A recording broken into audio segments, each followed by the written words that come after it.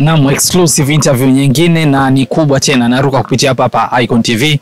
Tupo na mkurugenzi wa habari kupitia chama cha wananchi CUF Mohamed Ngulangwa. Lakini kikubwa zaidi ambacho tumeweza kumtafuta ni kuhusiana na huu ni mwaka wa uchaguzi.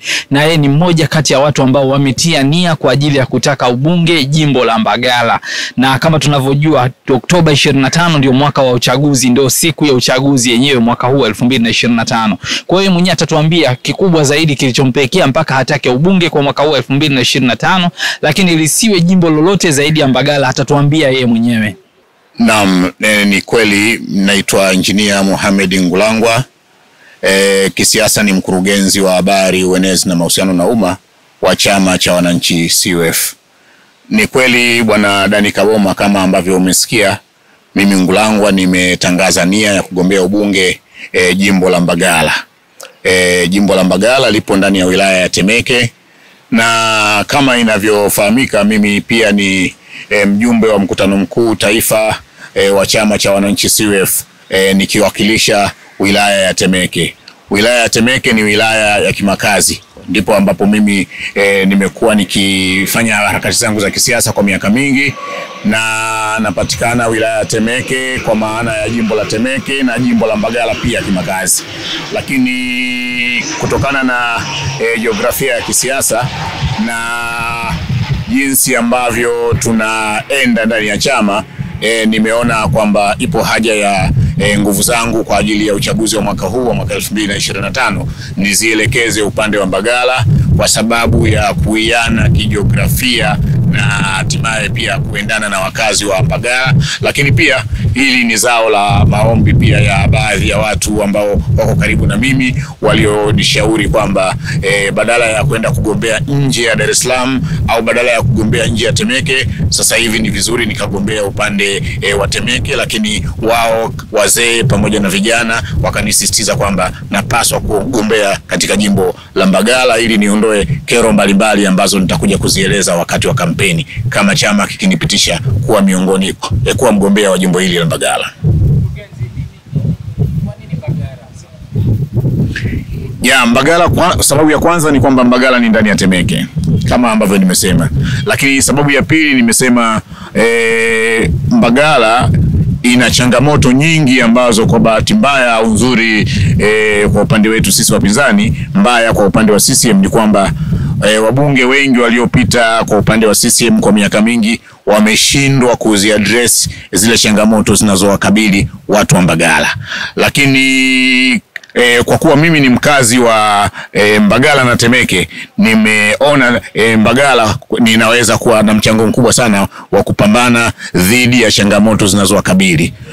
Siwezi kuzungumzia changamoto katika wakati huu kwa sababu si muda wa kampeni, lakini katika mambo yanayonikera ni swala zima la kuwepo kwa michango mingi sana kwa wanafunzi wa shule za msingi, za umma na hata wa sekondari. Hata katika kipindi hichi ambacho tunaambiwa elimu ni bure, mwanafunzi au mzazi analazimika akiwa na watoto watatu kila siku moja apeleke shilingi 1000 shuleni, ikiwa ina maana ya shilingi 15,000 katika kila wiki. Huyu ni mzazi yule anayetegemea kuuza vitumbua, anayetegemea kuuza karanga.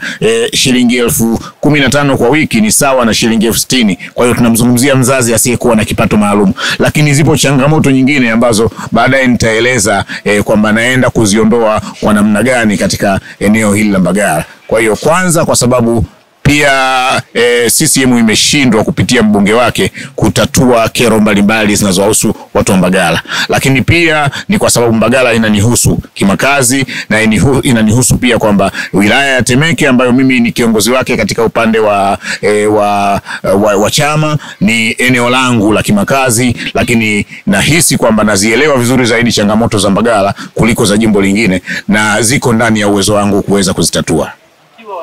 Kama wanasiasa tumewasikia muda mwingi sana kulalamika kuhusiana na masuala haya ya uchaguzi, na tamani kujua umejiandaaje kuweza kuhakikisha sasa unashinda kwenye uchaguzi, hali ya kuwa tayari tulishawahi kuwasikia mkitaja mapungufu mbalimbali, changamoto mbalimbali ambazo mmekuwa mkikutana nazo kwa miaka ya nyuma. Ukweli ni kwamba changamoto kuelekea kwenye uchaguzi hazijaondoka. Kilichopo ni matumaini tu, na ni matumaini yaliyojengwa kutokana na kauli mbalimbali ambazo Rais Samia Suluhu Hassan amekuwa akizitoa tangu alipoingia madarakani, ikiwa ni pamoja na maridhiano ya R4 na vitu kama hivyo.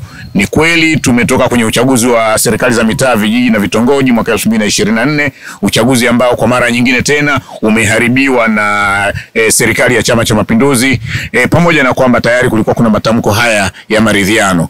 Tunachoamini ni kwamba zile reforms zilizofanywa kwa maana ya kupatikana sasa angalau kwa anwani ya tume huru ya uchaguzi na mpango wa kuwapata watendaji wake, lakini pia chombo hichi ndio kinaenda kwa mara ya kwanza kusimamia uchaguzi mkuu, sio kile kilichosimamia uchaguzi wa serikali za mitaa. Na mayoe na kelele nyingi ambazo tumekuwa tukizitoa tukimsihi Rais Samia Suluhu Hassan kwamba ahakikishe kwamba uchaguzi huu unakuwa huru na wa haki, na kwa kuamini kwa maana ya tu ya ile heshima na rekodi ya chama cha wananchi CUF katika kuamini juu ya maridhiano, tunaamini kwamba inawezekana kwa kiwango fulani uchaguzi huu inawezekana ukawa angalau kama uchaguzi wa mwaka 2015, mwaka 2010, mwaka 2005 na zile za nyuma ambazo pamoja na kukosa tume huru ya uchaguzi, lakini angalau kulikuwa kuna namna fulani ya kuruhusu kura za wapiga kura zitangazwe katika baadhi ya maeneo na hatimaye kupata washindi wanaotokana na wananchi. Kwa hiyo pamoja na matumaini haya,